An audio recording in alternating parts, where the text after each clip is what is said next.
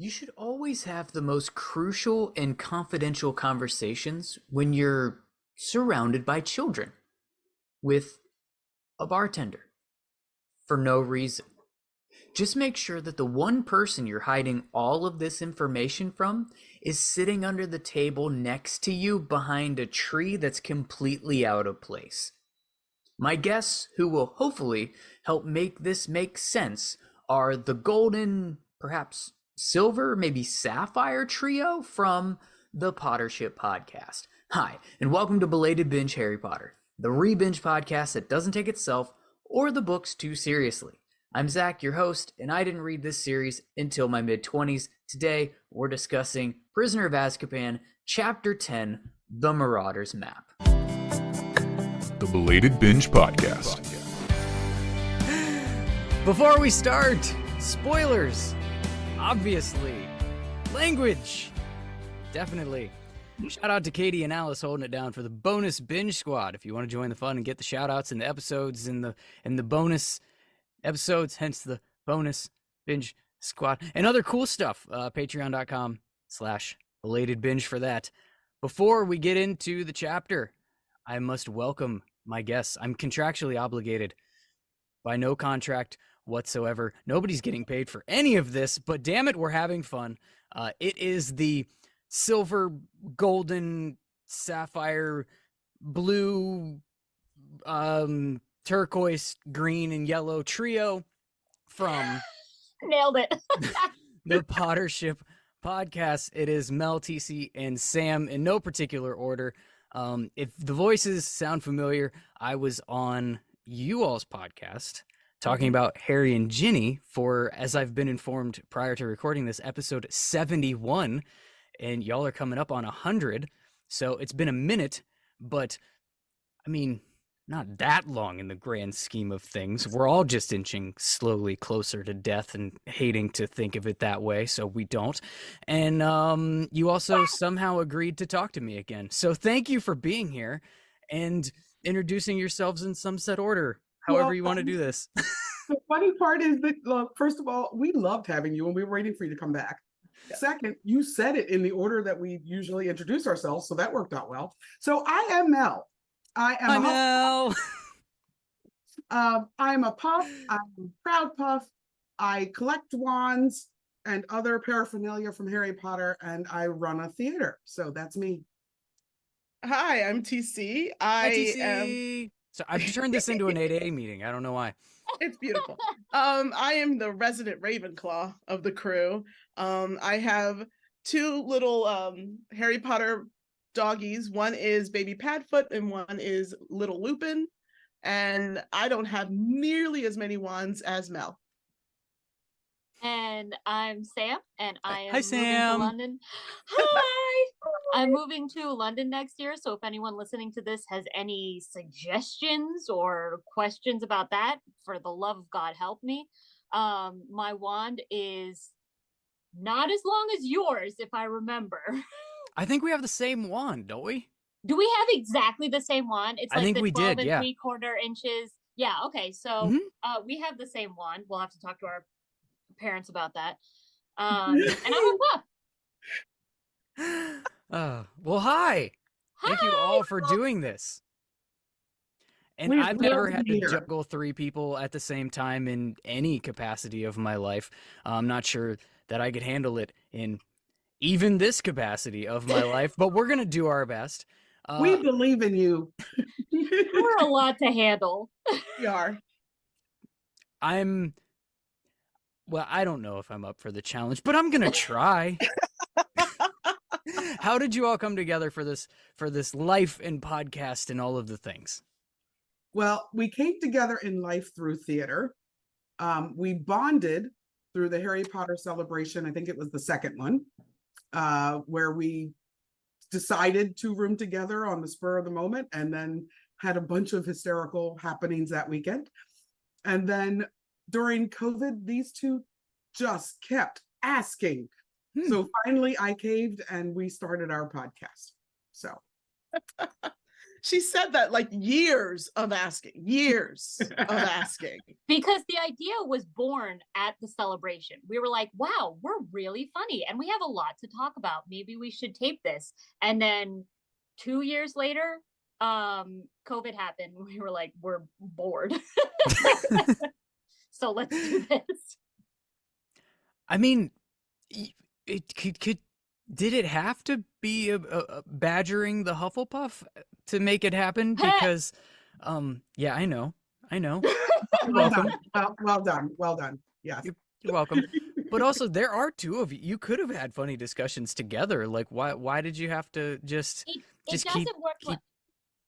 So I see what you're saying, but also they are biological sisters, and I, surprise, am not biologically related to them.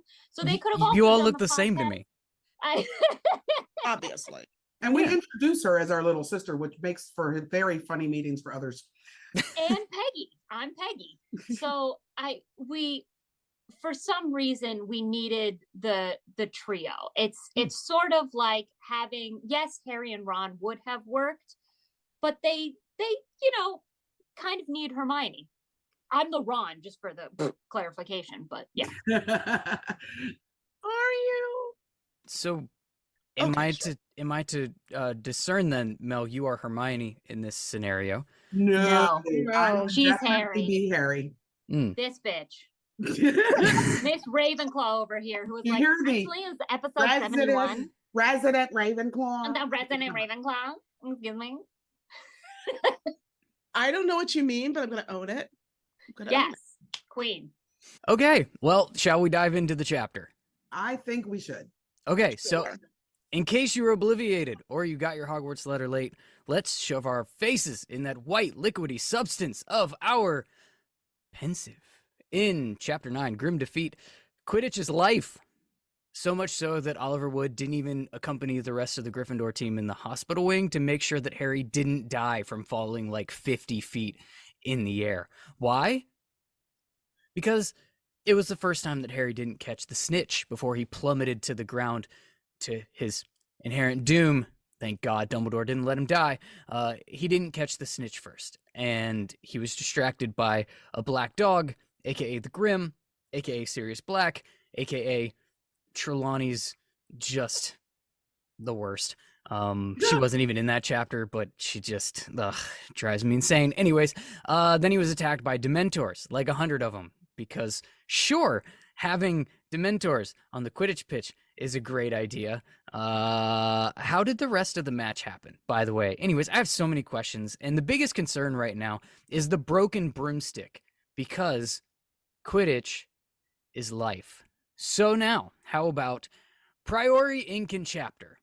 This is the point where our wands connect, not the tips, just the streams, so we can recap what went down in the chapter that we all just read or listened to or consumed in some various way. Did anybody choose fan fiction? Anybody go that route? Because that could throw things off a bit. No, I did go with the actual text because fan fiction makes it very different. I imagine so. Never been a big fanfic guy. I hope that changes someday. But today isn't the day. In this chapter, if I can summarize it, the twins come through in the clutch and give Harry the Marauders Map, which they've apparently had for a really, really long time, and opens up a lot of questions and potential plot holes. And I'm sure that we will address several of them at some point in time in this conversation.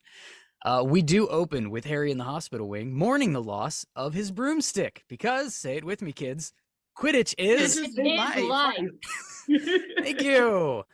And we have a Ginny sighting. Speaking of our episode, it's almost like we planned this, which we didn't, because I'm completely unorganized and could never have had that foresight. I forgot she was here. Wow. So did the movie makers, so it's fine.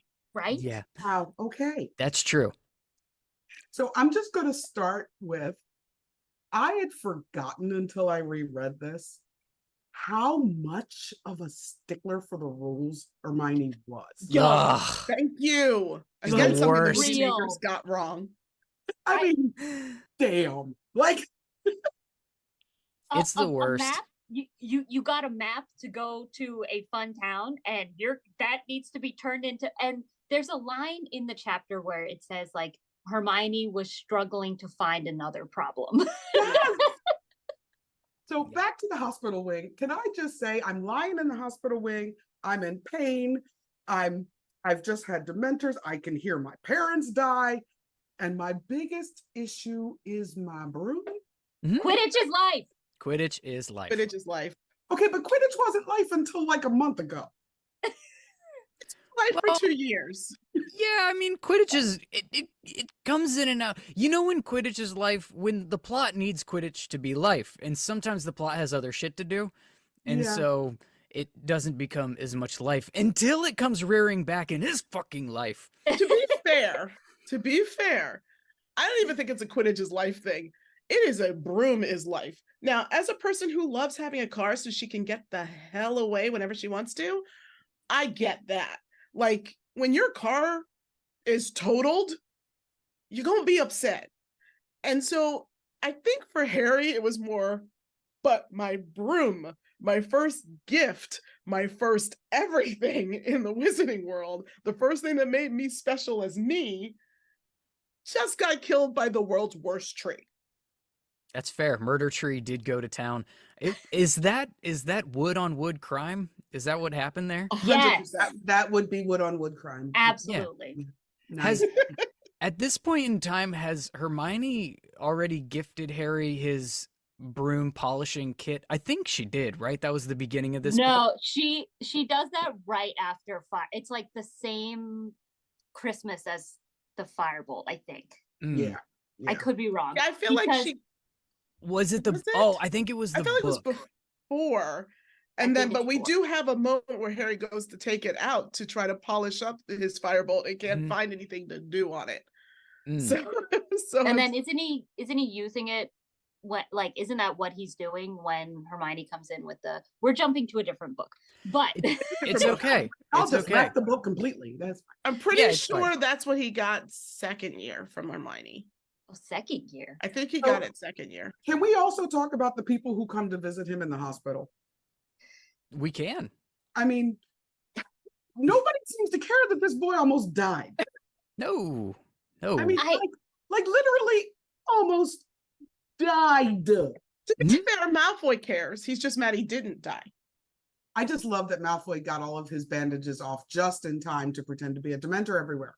Yeah. Mhm. I was like, Yeah. good for you, kid. You need both arms to do the. Well, and that actually brings me to this episode's segment of Draco bashing because he's the fucking worst. But what he was doing is faking the sustained injury, and he kept finding reasons to keep faking it.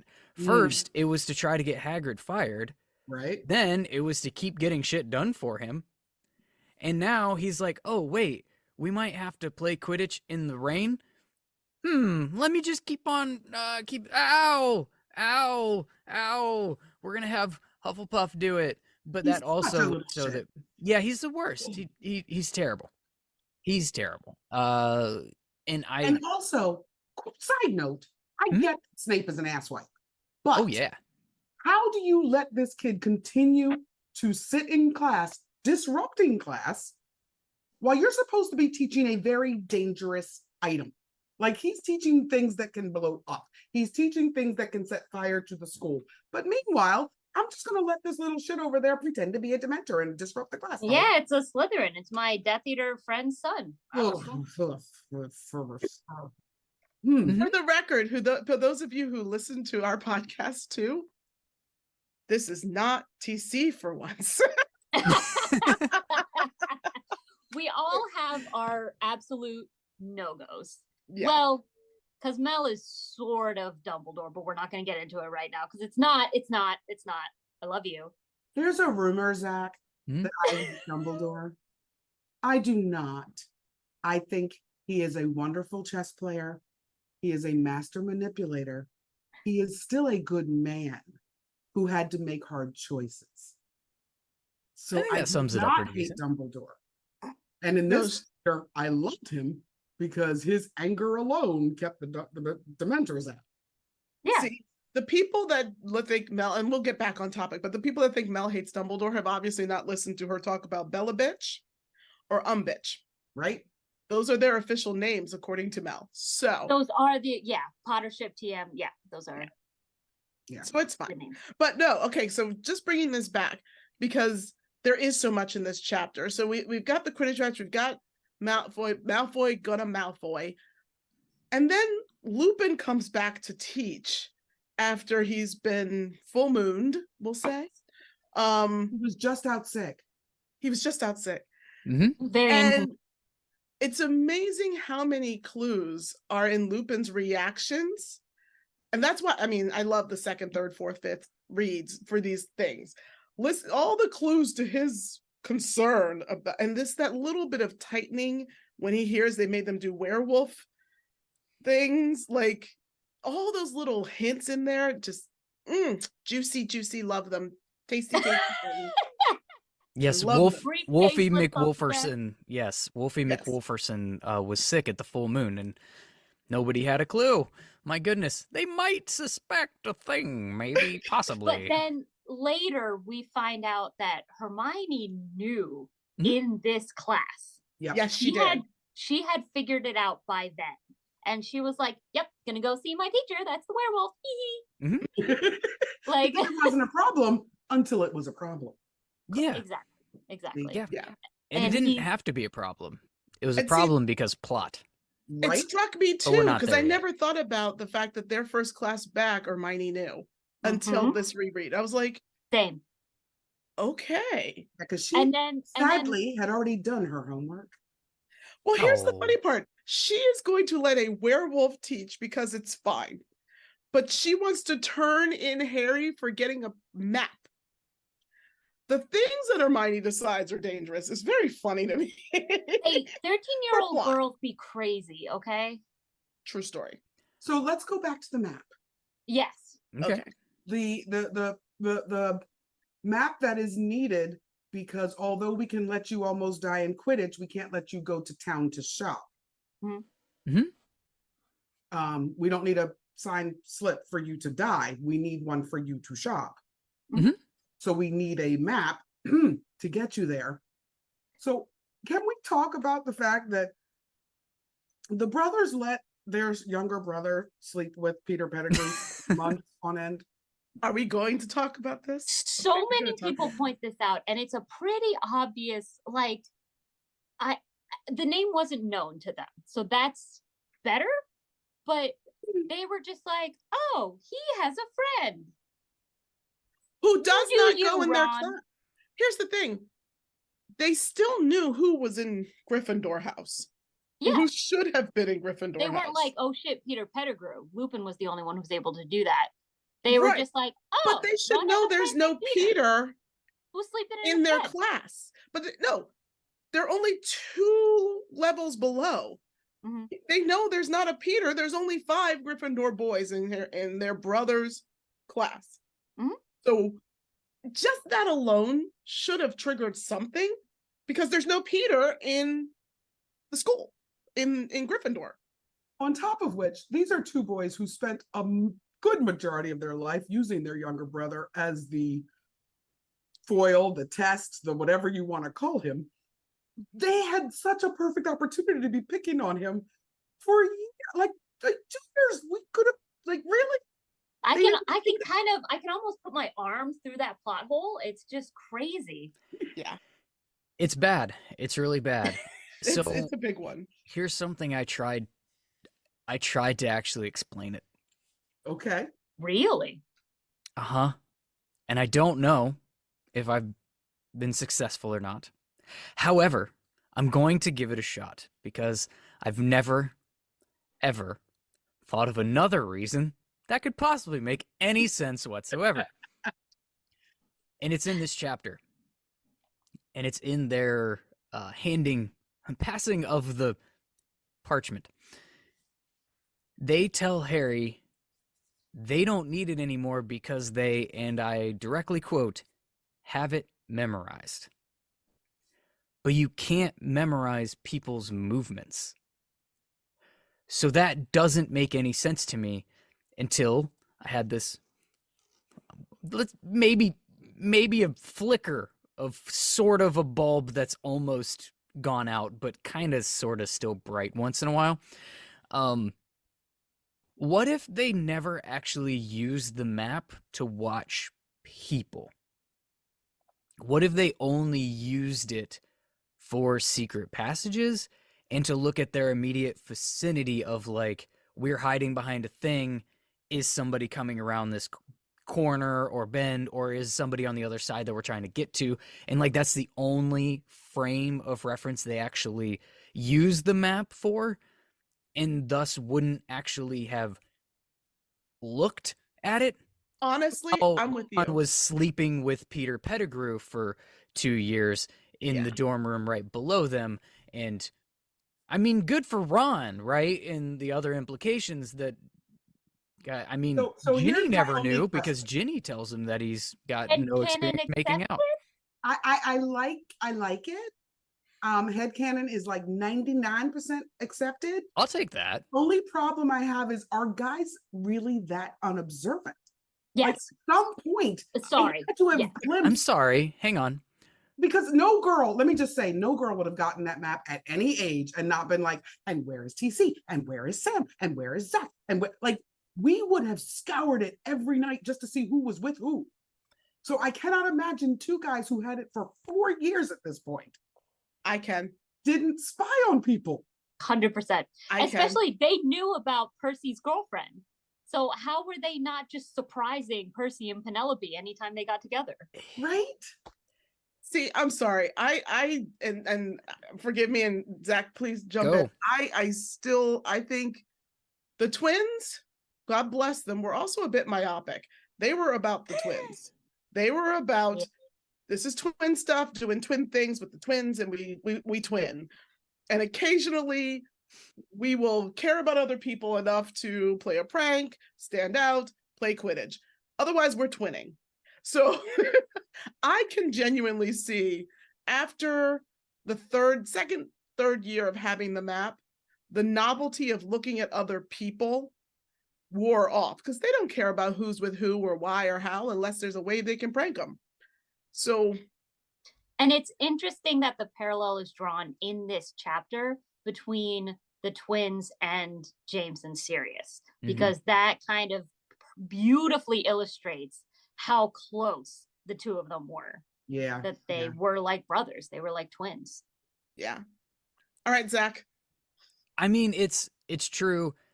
It's certainly not a flawless theory. I couldn't come up with anything that made any sense other than, but it does seem fairly plausible because the twins are, as you say, the twins twin. That's what they do. They do seem to, and I would even go farther as to say they hyper focus on whatever their task is at hand that they are trying to do. Like when they are focused on making new contraptions and like different magical things and products that they can intend to go sell, they're focused on doing that. When they're focused on trying to cause mischief and sneak around, they're focused on that. When their focus is on actually running a joke shop, their focus is on that. When they're like, their focus is never on their studies. Their focus is never it never seems to, they don't seem to give a shit about actually having friends and friendships and like doing stuff like that. They have Lee, and they get along fine with like other people, but they don't, you never get the sense that they are actively concerned about other people, like in their relationships, with the exception of Half-Blood Prince, where they do question Ginny about who she's with for a moment. Yeah. And that's about the only time that you actually even get an inclination they care at all about anything that like is rumor filled type stuff. And because you're saying it that way, you're back, you're up to the 100% headcanon accepted. I mean, again, because it makes sense and it's the only thing that does. Well, that's the caveat. It's Make something else make sense, because nothing in this, as it's originally written, actually does. It's just a major plot hole you could drive a fucking truck through. Yeah. Now, having said that, Harry just got the map. Mm-hmm. Why doesn't Harry notice that there's a man named Peter Pettigrew in the bedroom with him below, right next to his best friend's bed? Now They're in the room together. This one I can explain. Go and ahead. Because he was always looking out into the castle at what everything else was. He was never going to be looking at himself and where he was. He knew he had already seen that worked. He saw, like, the map gave him exactly what to say and exactly what to do, and he knew that. So looking in his immediate 5-foot range was not useful to any of the times he needed the map. So he's the opposite of the twins. Instead of being myopic, he's constantly big picture. Yep. Yeah. Kind of, because he's had to be from the moment that he was 1 year old. Like he's been big picture and been part of the big picture. So he's not going to look at himself. The only time I'm trying to think, he occasionally looks at Dumbledore, but the only other time that I can remember that he is looking at someone is Ginny in Deathly Hallows when they're on the run. Yeah, he's very much using the map as a tool. Yeah. For whatever he needs it for that moment. Yeah. And the only time he's looking within a 5-foot range is when they're sneaking around under it to make sure they're not running into someone. Yeah. And he also, and I would say, and it's also by mistake. Like he sees, Junior. Barty Crouch Jr. Barty Crouch Jr. in the map, but it was sort of by mistake because he swept past the room and went, wait, that's weird. Someone's in the office. So no, I get behind that. Yeah. Headcanon also accepted. I like this. I like it. Okay, so now we sneak into Hogsmeade. Now, here's my question. This is a stupid question I've always wondered. They leave the castle and they walk out. And they walk down to Hogsmeade, right? Mm-hmm. They go to Hogsmeade, they're shopping. Harry goes down into the tunnel and he walks for what feels like an hour. Oh. 13-year-old boy having to walk in a dark cave. He's going to be like, oh, this feels like an hour. Now, I will say, Sam, that is the best explanation I have heard ever. Because I had that same thought with the 100, 200 steps. I don't know. I lost count, which is very 13-year-old boy, 13-year-old in general. Yeah. Because the other explanation I have heard from several other podcasters has just been, the author has no sense of distance, which is true if you look at all the books. None of the distances or time schedules make any sense. Numbers are not the author's strong suit.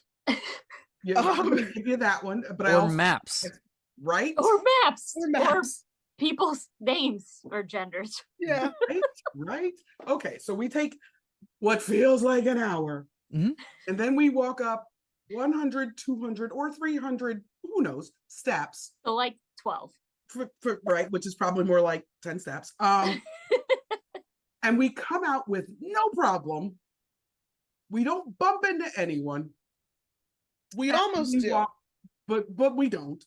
And then we walk right up to Ron and Hermione, who just happen to be standing right there. Mm-hmm. Great timing. Mm-hmm. It's a good thing they were in Honeydukes at that moment. Right? I mean, the plot just tight on that one. And not only in Honeydukes at that moment, but planning a gift for Harry. Right. Cute. Cute. And this from a woman who constantly watches Hallmark movies. I'm not gonna lie. I the first time I read it, I probably didn't even think about it. But the reread, I was the like, 17th time, it's like, right, that's a little trite. I'm not gonna lie. Yeah, and you're on the right podcast for it. Because I can't get through a single one of these chapters of any of the books or shows that I do without at some point in time using the phrase, because plot. I don't know. It wouldn't be a story if they weren't right there. Or, I mean, there could have been a line of like, Harry had trouble finding Ron and Hermione, but he finally found them and whatever. Yeah. I don't know. It's cute. You suspend that disbelief, just Yeah. way up there on the wall, and it's fine. I mean, just adding the word luckily. Yo, that's so true. Hey, Yep, you're right. just Yep. give me my cut of the books now. Change a word and take a third. I will Luckily, take that. Ron and Hermione right were now. right. Yeah, that it doesn't take Game much. changer. This is Game when my changer. job as a writer gets in the way of reading, because in my brain, I have a whole conversation where the author wrote likely, and the editor went, okay, we need to cut the words down on this book. So you don't need that. You don't need that. You don't need that. And you get it back, and it's like, I'm just going to accept plot. Okay. Because editors will take your story. We know that the author is, let's say, verbose. So in my head, I see an editor just went, we don't need that. It's fine. They're children. They won't connect the dots. Which at 11, I probably wouldn't have. But Mhm. at older than 11. Even 13. So, okay. So we're in Honeydukes.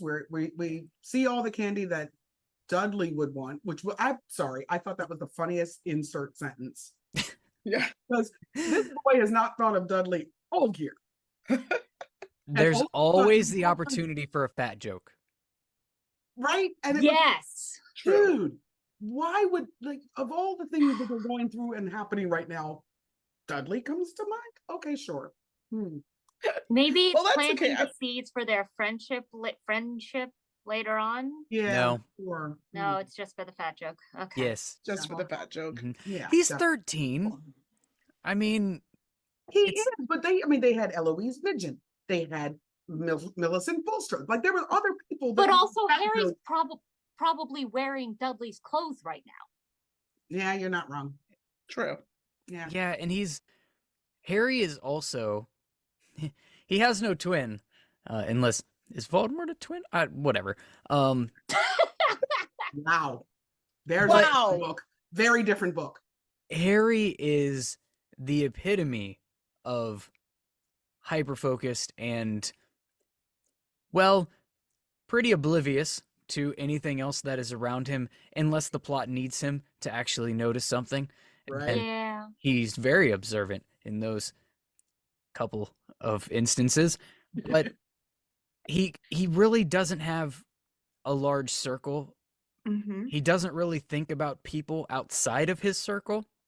Yeah. And the person he probably hates the most in the world inside of his circle is some kind of weird cockfight between Draco and Dudley.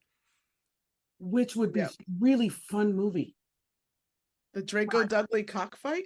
Yeah. That sounds Don't take it Inappropriate. literally. Don't Not the take it X-rated literally. version. They have wings. They're dressed as chickens. Sure. It's- okay.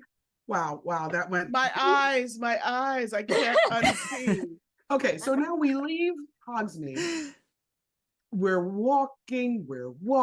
It's a we're- blizzard. Wait, But I it's need a to blizzard. talk. I don't want to leave Hogsmeade yet because we Well, still we have haven't to left- get Not, to- I'm sorry, I didn't mean Honeydukes. Hogsmeade. I meant Honeydukes. Wait, wait, Honey. I do have a one thing because Go. I will say this. This is I am not as big on finding plot holes. They're there. I move past them. But this one got me. He is not wearing his invisibility cloak.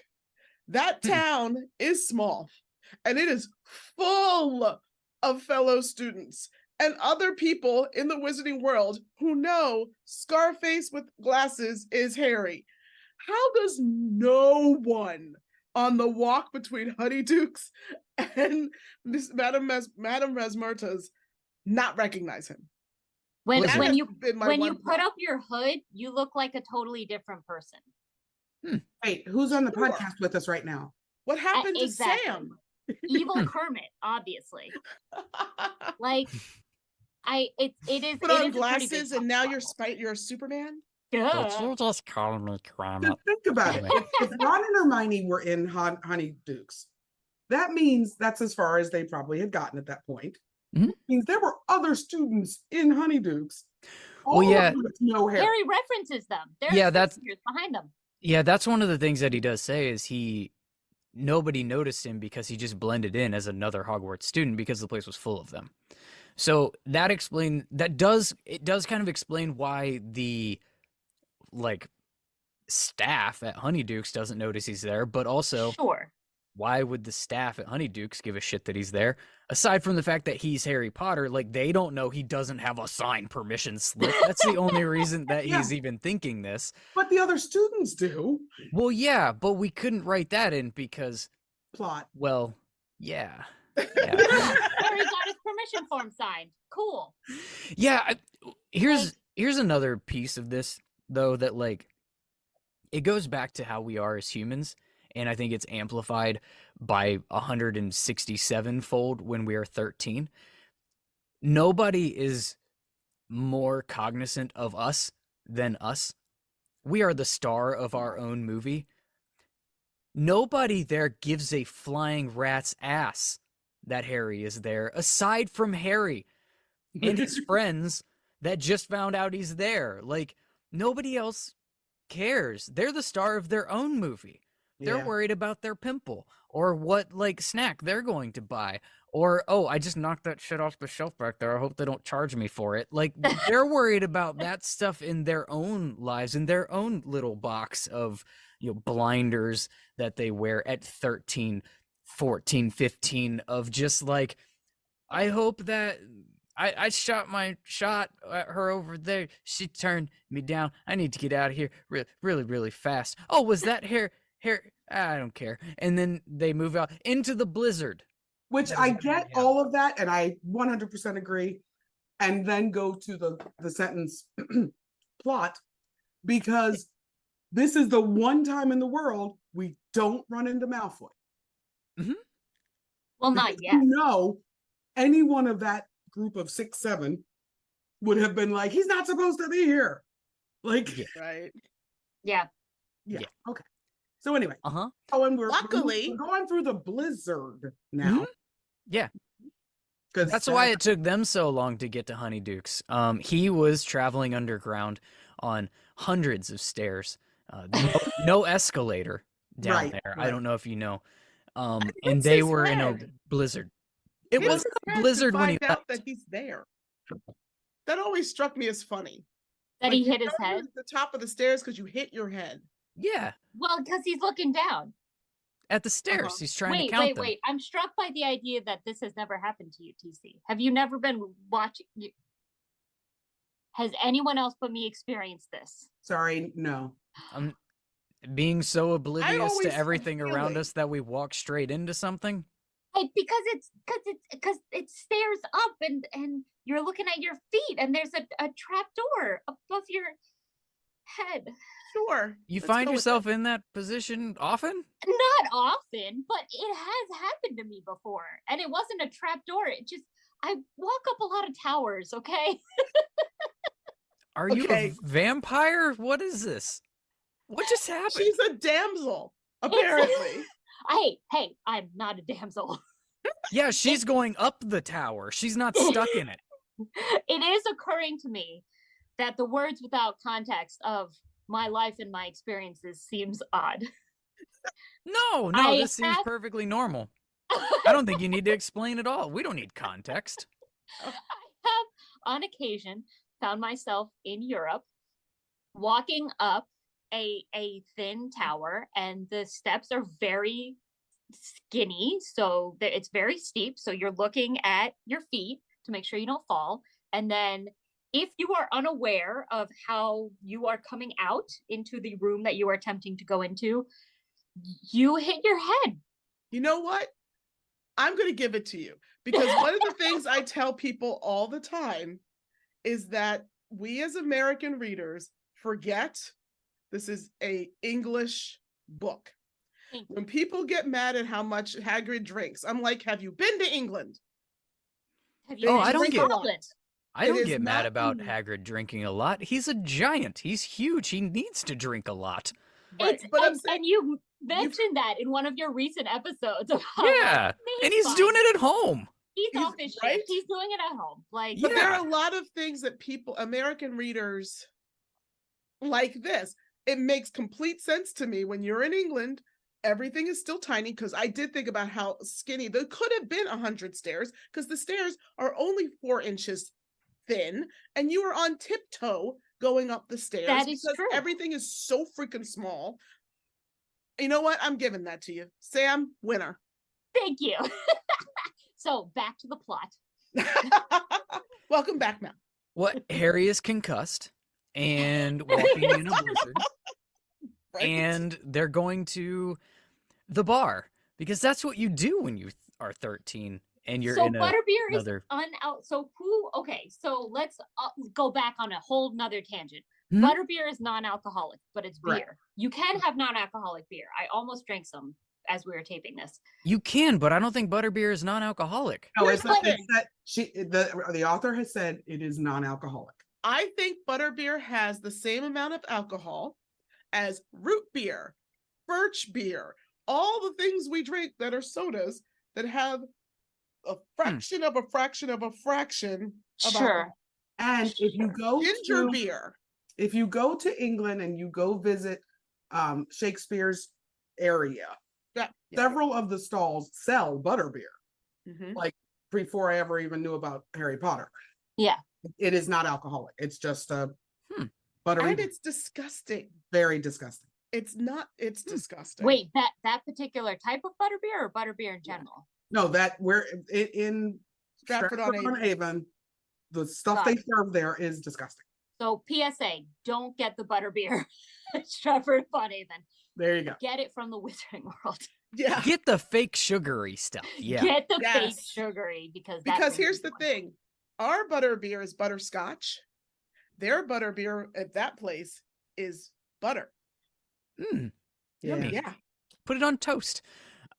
I guess I'm a little like then just I can't get past the glaring plot hole now of the Half-Blood Prince movie when Hermione slops down her butterbeer and is like tipsy drunk as shit walking back to the castle. Yep. Mhm. Yeah.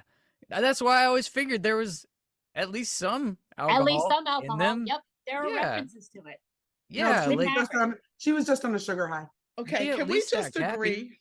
So The movies are fan fiction I mean they are. based on this great book series.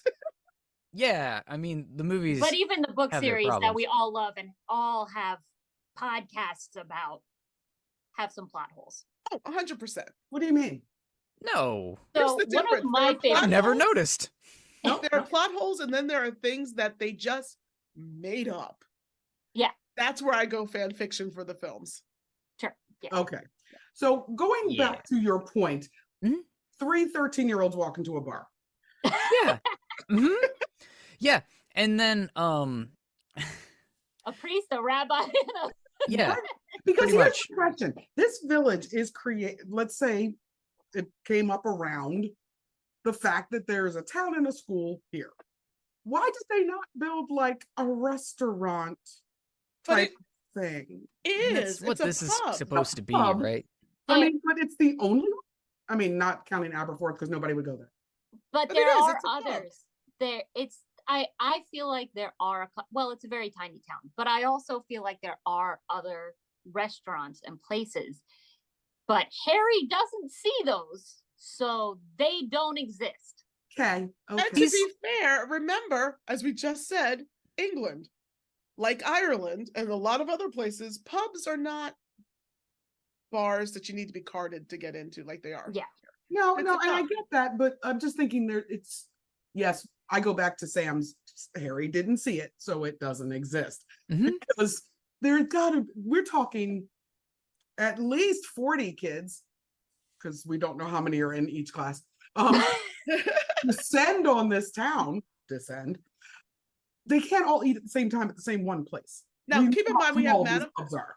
Well, you have Madam Puttyfoot's, you have Aberforth's, but here's the thing: they would have gone to Madam Rosmerta's anyway, because this is the first time we get the hint that Ron is starting to have big boy feelings, and Bow chicka wow wow. he was going to say, "We're going," and I think he's the one that suggests it, going to the Three Broomsticks, because that's Madam Rosmerta's place, and he volunteers. The boy with no money volunteers to buy the butterbeers and go up and carry them back.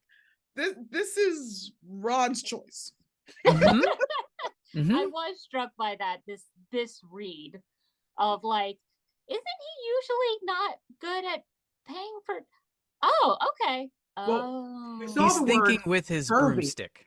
Right. He is he's thinking with his thinking with broomstick. his broomstick. But we Mhm. saw the word. She's curvy. Well, how else would you describe her? I'm a writer. I can think of a lot of words, but curvy works for 13.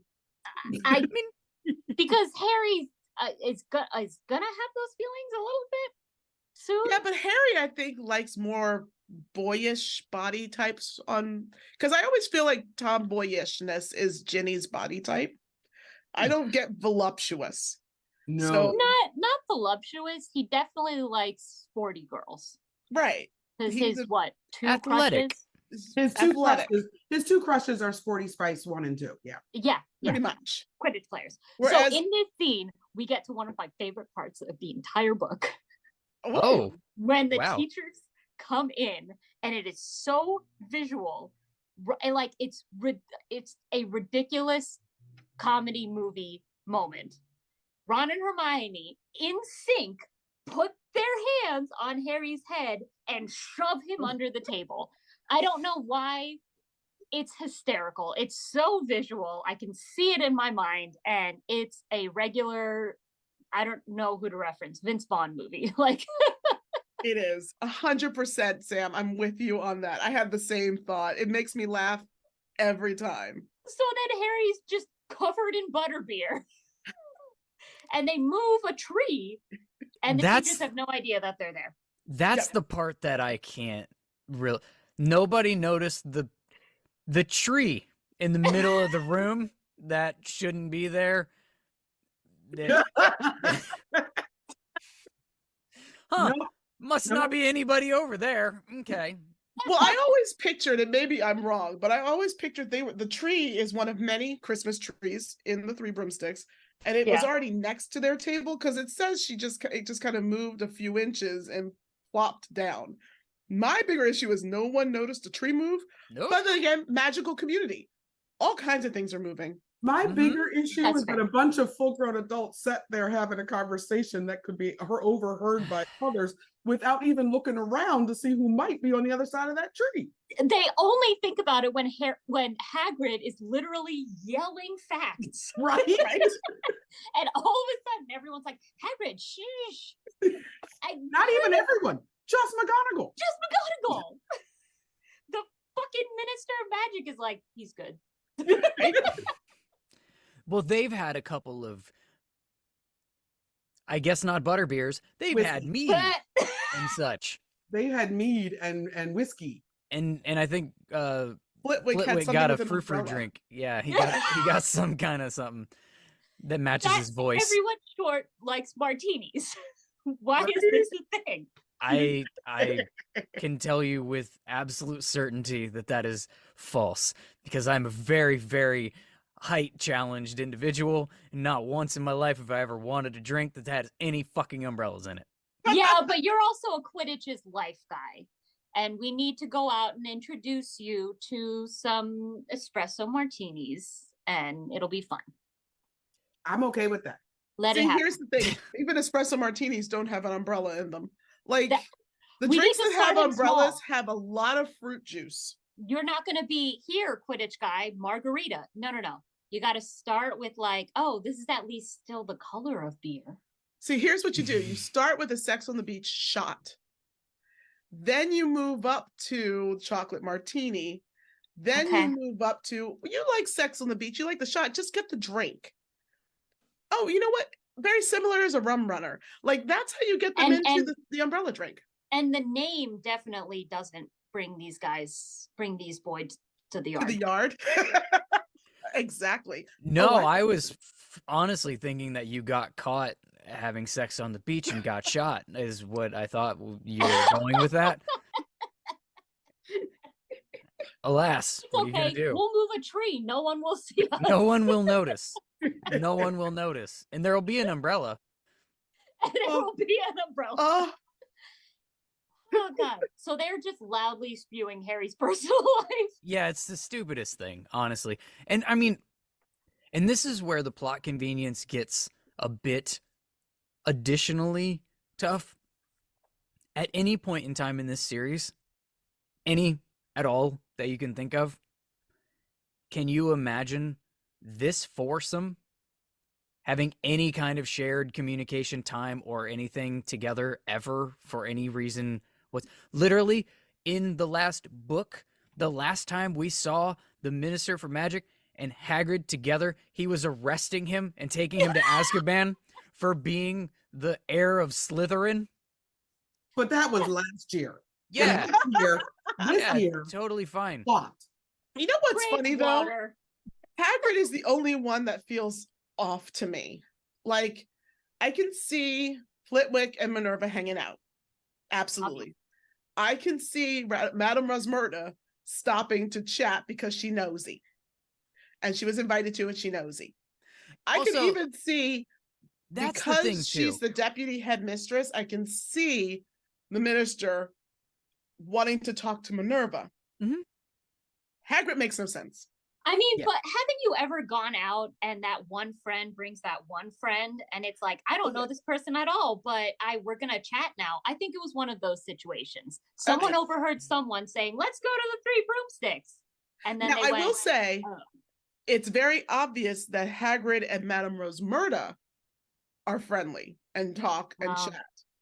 So We've Here's the other mentioned thing. Remember, Hagrid. Harry says he was reminded that it's their break Right. too, and Christmas is coming for them too. And maybe it just made sense. Plot. Sure. Also, the time that I would ideally choose to have this discussion, even amongst this unlikely group, is to the bartender, making sure she has all the details of all the classified information. Yes. Because, I mean, who's she gonna tell, really? my favorite part is that they admonish Hagrid. Did you tell everyone? And then you sat and told everyone. Like, Everyone. Did you tell Yes. everyone this secret information? How could you? Well, the best part is they say it as if it's such a secret. But mhm. let's go ahead and talk about it in the middle of a crowded bar And Where- then where we the don't lead- know who's behind the tree.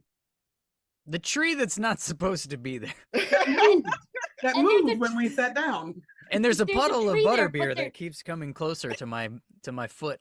crazy. Wonder how that's spilled. It's coming from the tree. The tree was peeing. the tree's on Christmas break too. The Yeah. tree is drunk off butterbeer. It affects it differently. And that's Like why how it's so? moving. It's a sugar spruce or something. It's a sugar spruce. I don't know if that's a real thing. I don't know trees. For the record, it is now. Okay, Right? I'll It- take it. Head- They're Sugar talking spruce. about this, and I get that they like the drawn out lead up, and I do remember noticing this the first time I read it. The drawn out lead up to, well, you remember who Sirius Black's Ugh. best friend was. Mhm. Oh yes, you never saw one without the other. They were inseparable. They were like brothers. Sirius Black and James Potter. Like, guys, Here's why that didn't bother me. Although Sorry, I that was agree. my drum roll. I love It was beautiful. Here's why it didn't bother me. Although yes, it is drawn out and it's definitely like like it's all there. But it didn't bother me because it came from Fudge. And Fudge, in my opinion, his telling of a tale, he is way dramatic. Like, that is a man who gets to the podium and is like, ladies and gentlemen, I'm let here. me tell you a tale of my childhood and why I am, like, But I that was can see him being that Rosmerta guy. who says all of that. Well, no, they're asking Rosmerta. They keep you going. They remember? keep passing it. I mean, yeah. yeah, Passing it's it a to her. conversation. So that's the only reason I let it go, but I 100% agree with you. It is definitely trumpets blaring, drum roll. In case you weren't paying attention, I'm about to tell you something important. Pay Yeah. attention, kids. Like, Because- here's what I thought of while listening to that whole thing again, because I listened to it this time rather than read it. And as it's building and it's building and it's building, I just kept thinking of modern news stories because there were so many times in this story where they were wrong. But the way they put it together made perfectly good sense. And you can convince an audience that this was it. Like, I was like, okay, that was, nope, that was, but that's not how, but get, okay, but, okay, seven, okay, wait. So, yeah, they had a beautifully built story of lies. Yeah. That's such an incredible comparison, though. Holy crap. It's great. But there is something else I wanted, because I think this is one of the reasons it's so drawn out. This, I believe, and if I'm wrong, let me know. I think this is the first time we get the Fidelius charm explained as an audience. Yeah. And I think the author wrote it this way much to make it make it stand out as something we needed to remember. Yes. So I do think that was kind of the reason, because this was a very important plot point. You know. Yeah, it was. Yeah, Decidium got blown by just to get into the one-eyed witch. Nobody cared about that spell. Right. Yeah, it's the whole thing. It is just jam-packed with info dump, exposition, just a massive amount, and it comes to us from the most unlikely group, in the most unlikely place, in the most unlikely way, in the most ridiculous set of circumstances to make it all come together. But it is very important. It does have Sirius and James being best friends. It does give us what a Fidelius charm is, how it works to be a secret keeper. There was also the even just planting of the seeds that Dumbledore had a spy. Wonder who that could be. There was a spy leaking information from them to Voldemort. Wonder who that could be. Hagrid meeting Sirius outside of the house, and Sirius wanting to take Harry and giving him the motorbike. Why did he give me the motorbike for? He loved that thing. And then we also have it had a lot, as the story as a whole, it had a lot of stuff. It's just when you're redoing it, you can go, oh wow, could have done that different. Ooh. So much different. It was like cramming it in to make sure that we got it. Anyway, the other thing that we got is, and this is the one that I latched onto, I think the most in the nitty-gritty detail that I thought I would get y'all's thoughts on, is it mentions how they have Muggle eyewitnesses to Peter Pettigrew cornering Sirius and trying to take him down, and Sirius being too fast for him and killing him, and blah, blah, blah, blah, blah. We had to wipe their memories. How is it that all of these Muggles that you had as eyewitnesses all saw the same thing and all saw it wrong? But they didn't see it wrong. And that, I think, is the important point. Yeah. Peter staged that whole thing. That's the thing we got from it. Peter did stop and say, no, like Peter acted his face off, give him an Academy Award. Well, he got a Order of Maryland for it. Yeah. But when we get the actual story from Sirius, it was backwards. Sirius had cornered Peter, and Peter blew everybody up, including himself, as he transfigured himself into a rat. But think about what you just said. Sirius had cornered Peter. So even as, and we all know eyewitnesses are not always reliable, as a Muggle walking by across the street, because obviously you weren't one of the 11 Muggles killed, you see bad man approach little man. Little man screams out in terror. They both point sticks at each other. There's a big explosion, and little man is blown to bits with just a finger showing. I think the most important question in these logistics is how close were they standing? Because if they're screaming at each other and you see a light come from this guy's stick and not this guy, that's going to be difficult to misread. But if they were like because like you said, he was being dramatic. Peter yelled all of this out, but they could have been standing this close. Sorry, this also, close. I realized that wasn't think good. about when you're walking, and I'm just going to use for the American side of things, you're walking through the mall. You're paying attention to all these other things that are happening around you because you're thinking, I got to go get to Claire's to get some new earrings. And then all of a sudden, you hear someone scream something. That's really the first time most of them would have seen anything. And that scream was Peter acting and then an explosion.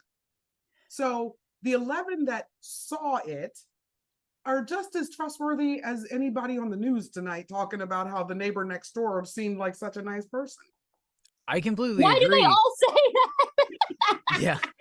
I completely agree. I understand how you can misinterpret a scene.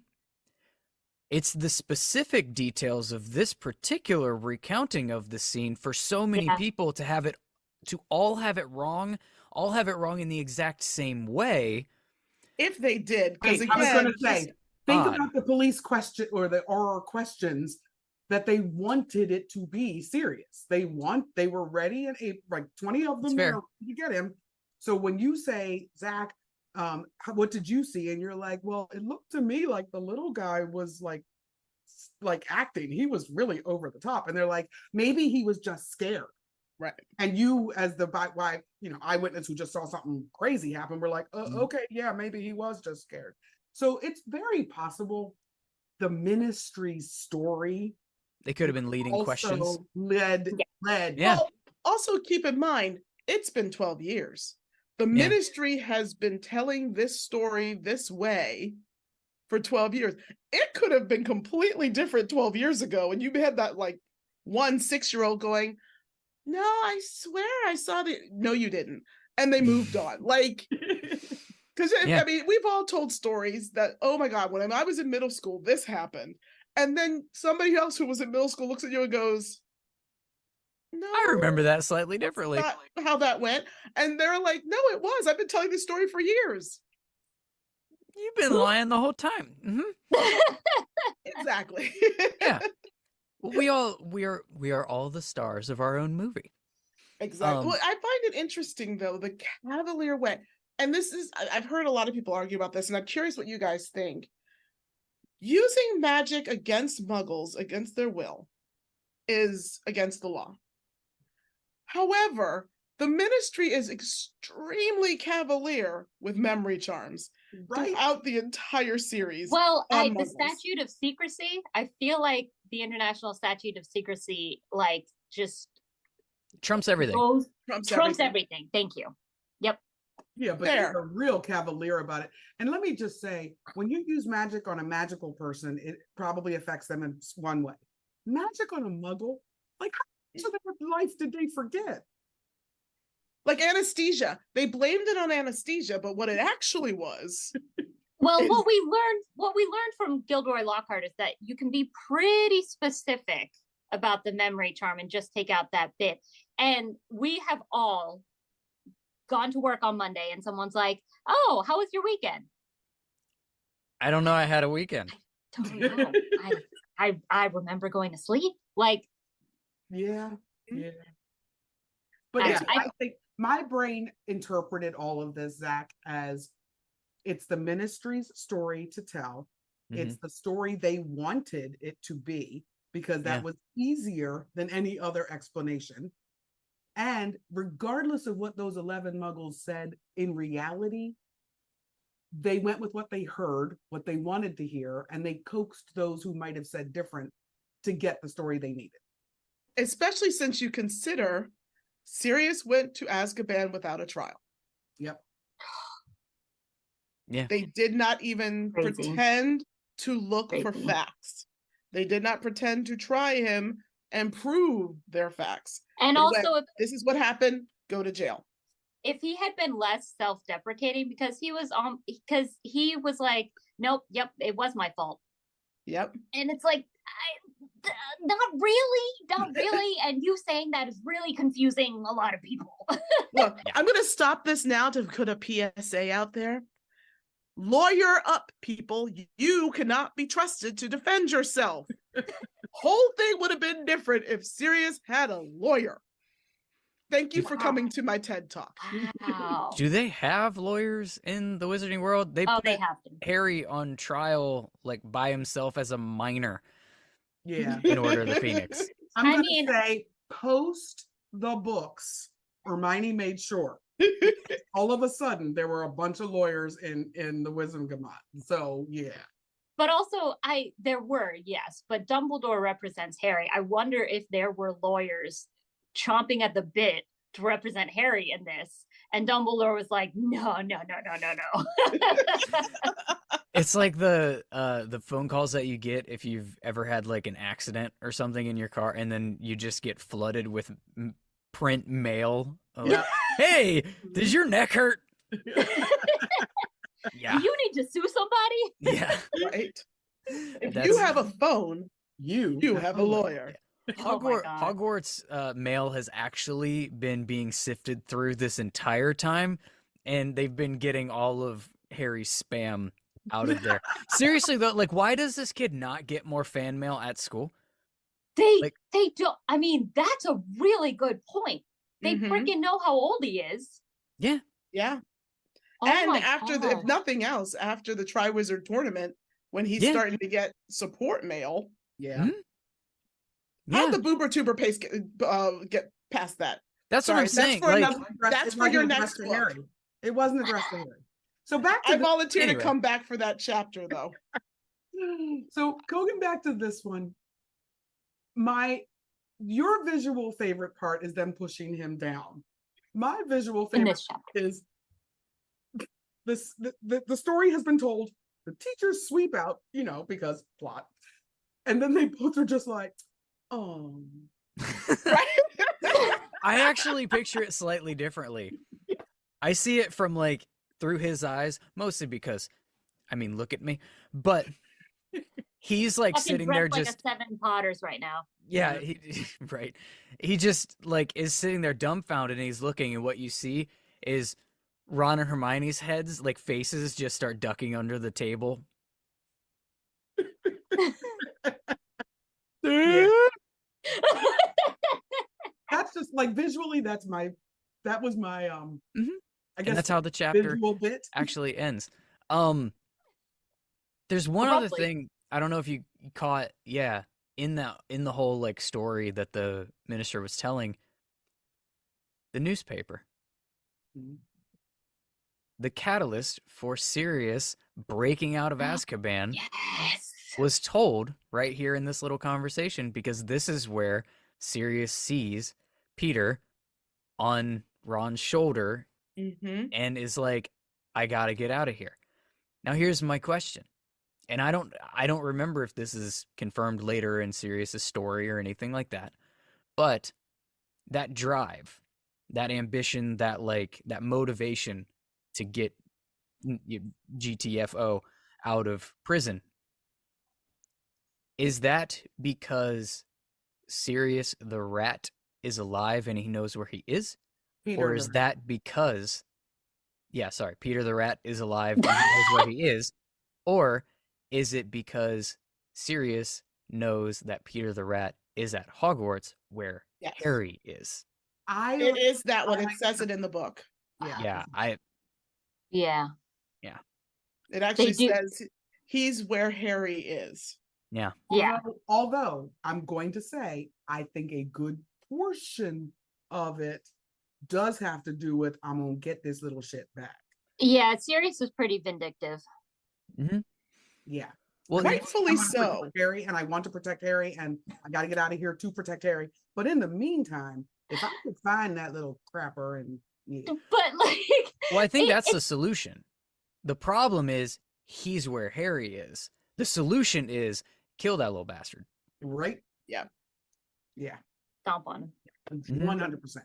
But make sure that if I do happen to come in contact with Harry at all in this thing, I make it super duper ambiguous and make it seem like I'm out to kill him, Oh, because sorry. that's what everybody else is saying to him. Oh, One other thing that's pointed out in this chapter, and I didn't want to forget it. Mhm.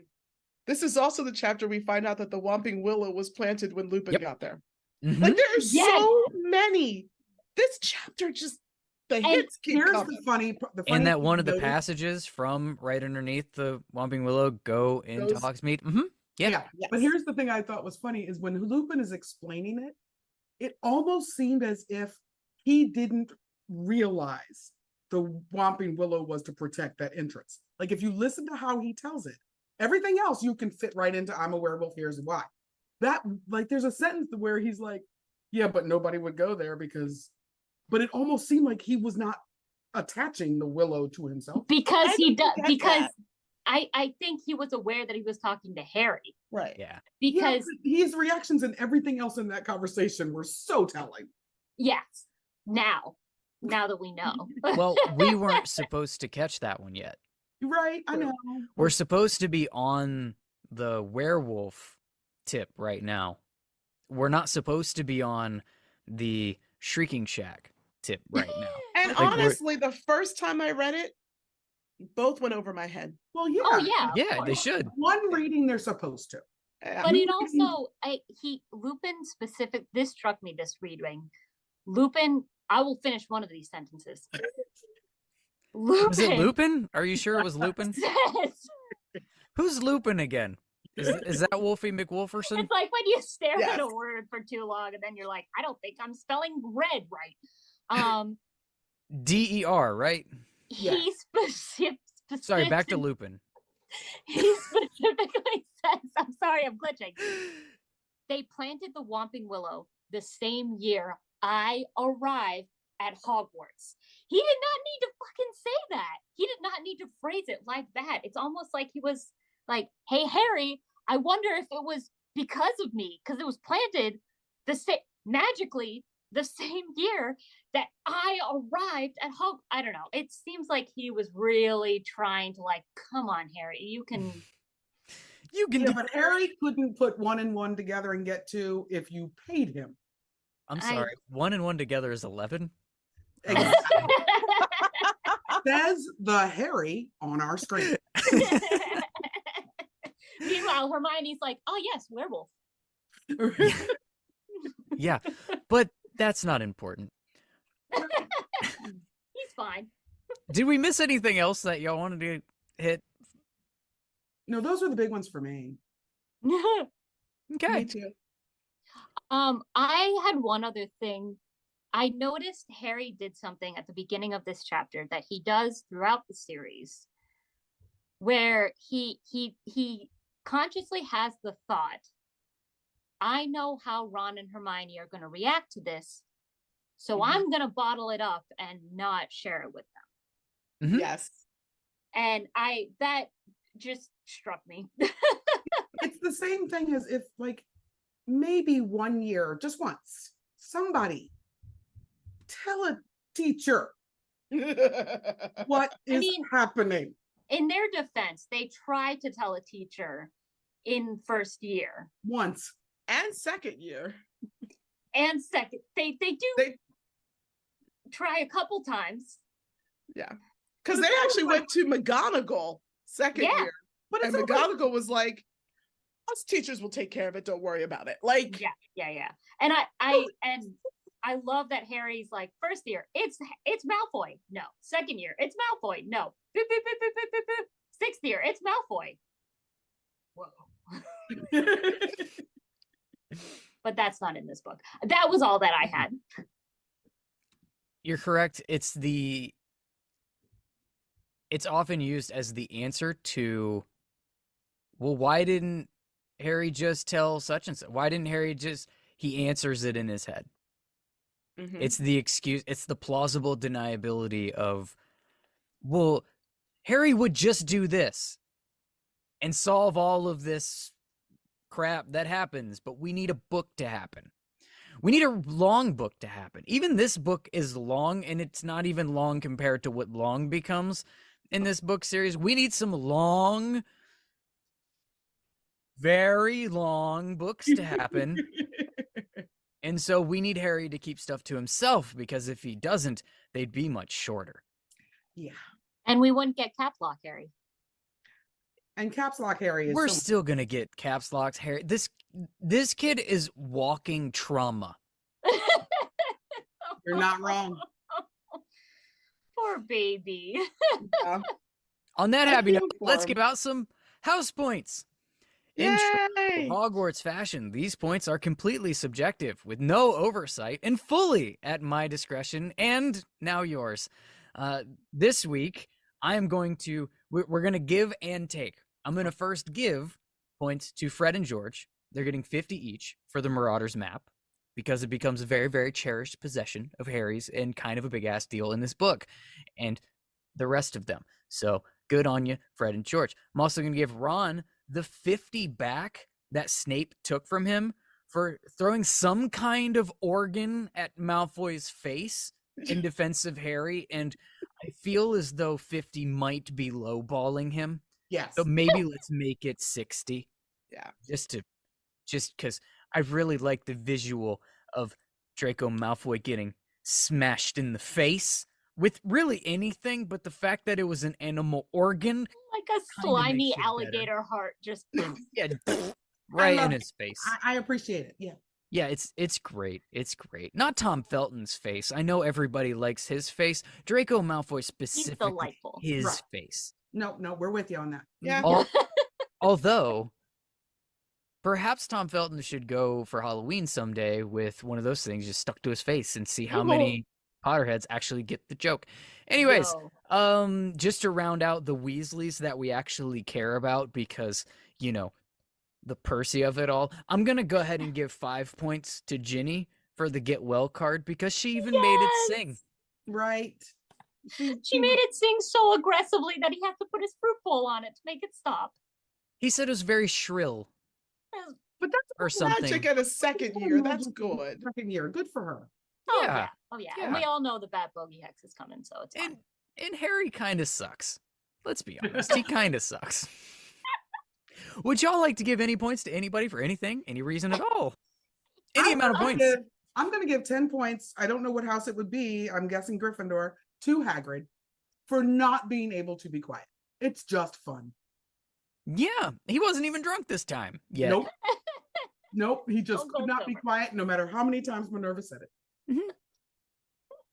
So we're giving points to Hagrid for this? This is Yes. a good thing? Mhm. Okay. He was We- sober and We fun. needed the exposition. I also gave points to Fred and George for the Marauders Map. I not as many. I took some off because they didn't give it to Ron. And like I get it, but I sort of don't get like. Yeah. So I I get gave them 35 points each because you lose some for not. And then I give 3 points to Hermione for not turning Harry in. I guess. I'm gonna fight you on that one. You did good. You did good.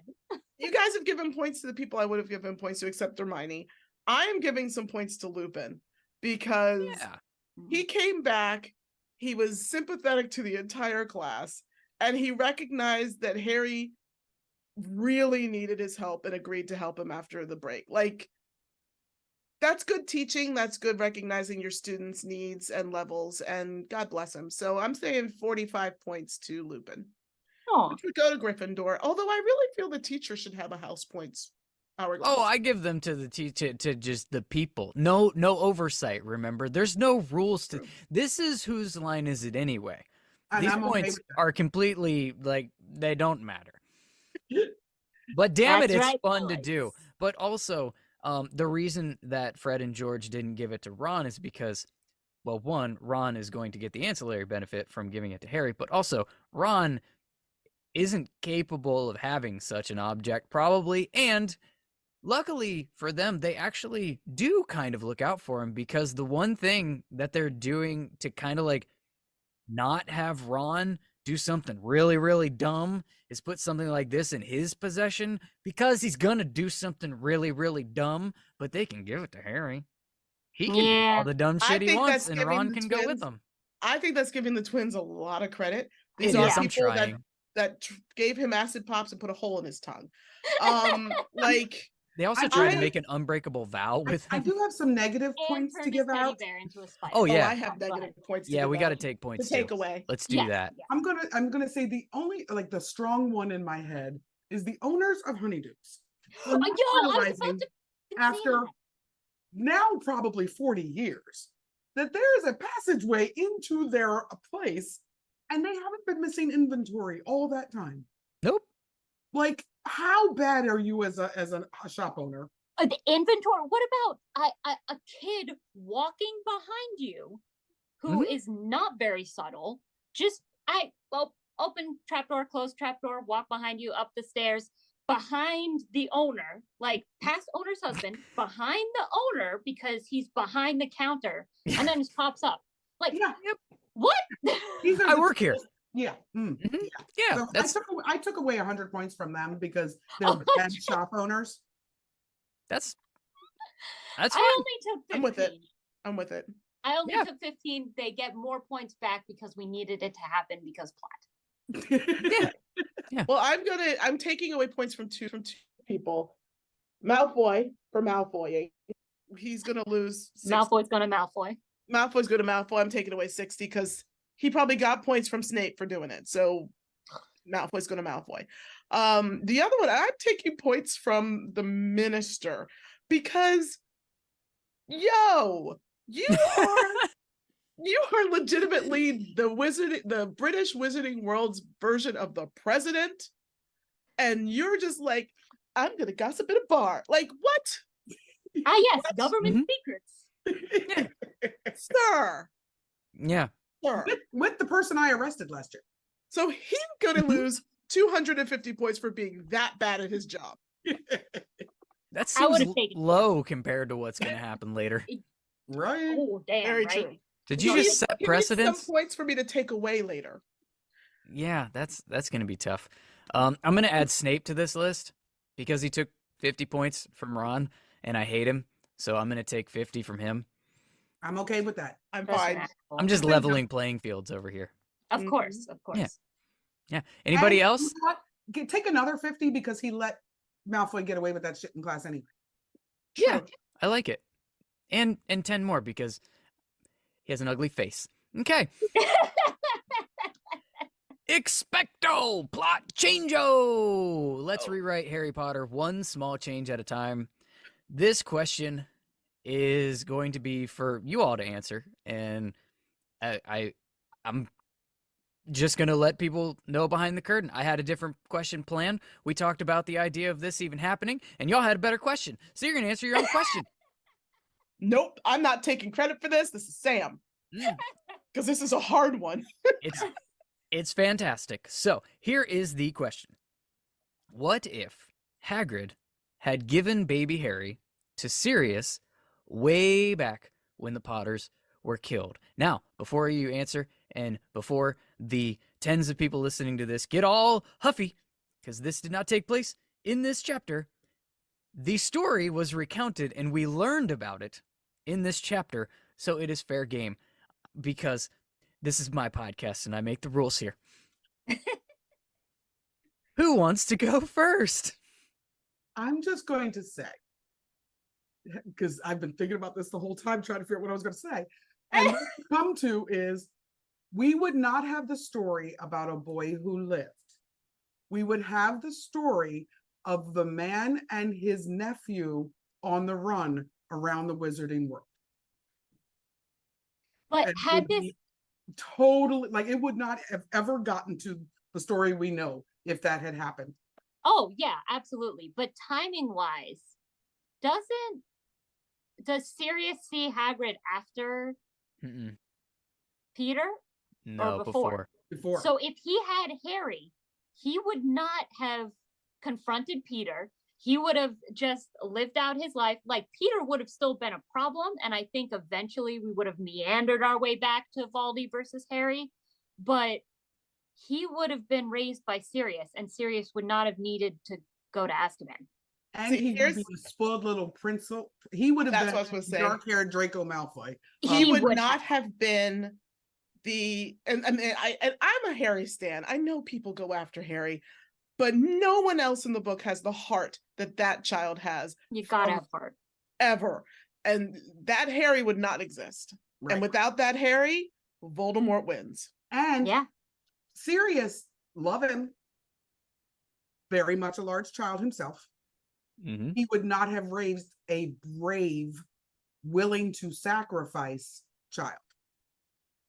And you needed Harry to be willing to sacrifice. Now, Yeah. on that other end, though, if Sirius, instead of having suspended childhood by sitting in Azkaban for 11 years, would he have grown up if he had to raise a child, especially on the run?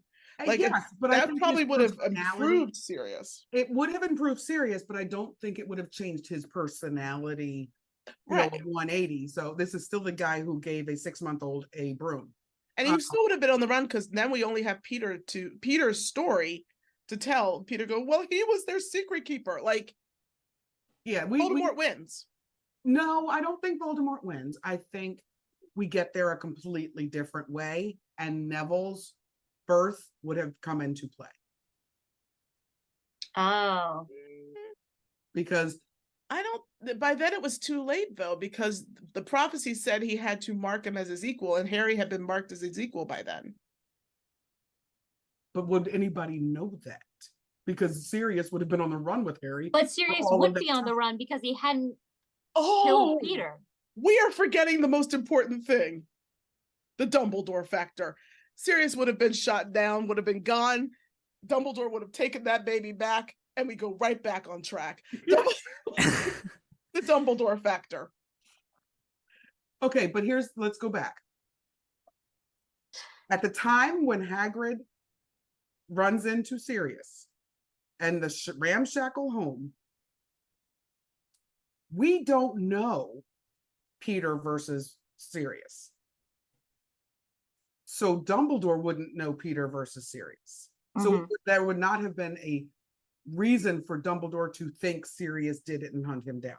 But I thought we No, we do. established that Oh no, we Sirius already did. hadn't Never mind. Yeah. hadn't Plus, seen Peter. Yeah. If he gets Harry, then he doesn't confront Peter. He takes care of Harry. but Yeah, not to mention, They moved to at a that US. point, Dumbledore does know the prophecy. Yeah, but it's okay, Dumbledore because would have gone Sirius is after in the Harry US. anyway. No, Sirius is in the US, living in Utah somewhere. They wouldn't have found him. Well, and Dumbledore- here's the Dumbledore. thing too. Here's the piece that I feel like has always been under-explained, and by that I mean not at all. But let's say in this scenario, Sirius has Harry. Mhm. Dumbledore knows how the Potters were hidden. He knows why the baby was targeted. He is aware of the sacrifice.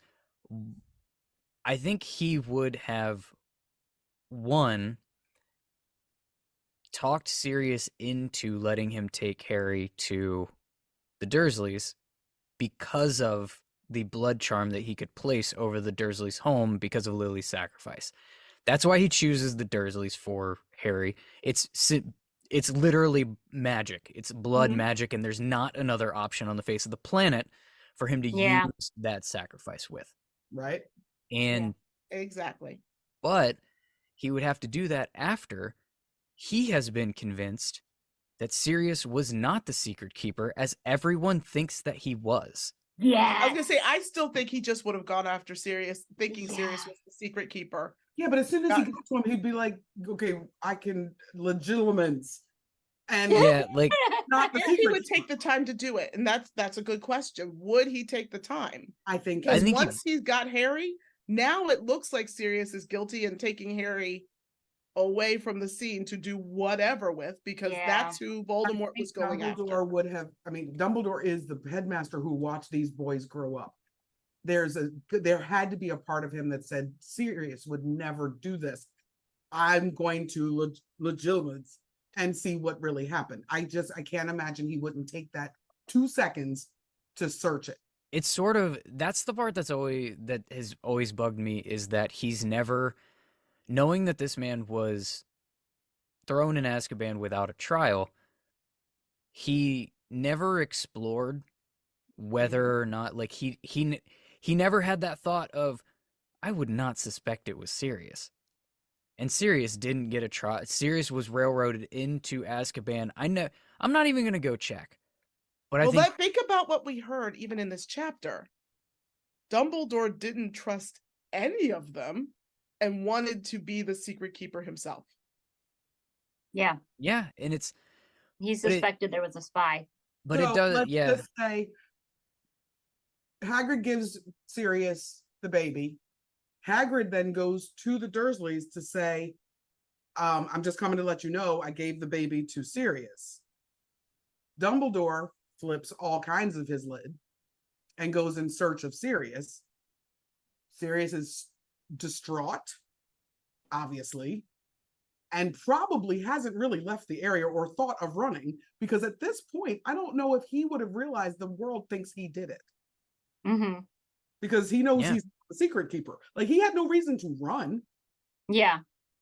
I mean, if you think about it from his perspective, he was taking his godson to keep him safe and to protect him. He would have no frame of reference to think the world thinks I did this. Yeah. Because he knows he's not the secret keeper. So Dumbledore shows up, angry, wand flashing. I don't think that's Dumbledore's style either. No, but I'm saying, like, he would still be sitting there. Like, in my mind, Sirius didn't go anywhere. He's not running. He had no reason to. So no, he's probably at Grimmauld Place. Right. He's sitting there crying his eyes out, holding baby Harry. And Dumbledore comes up and is like, "Legilimate."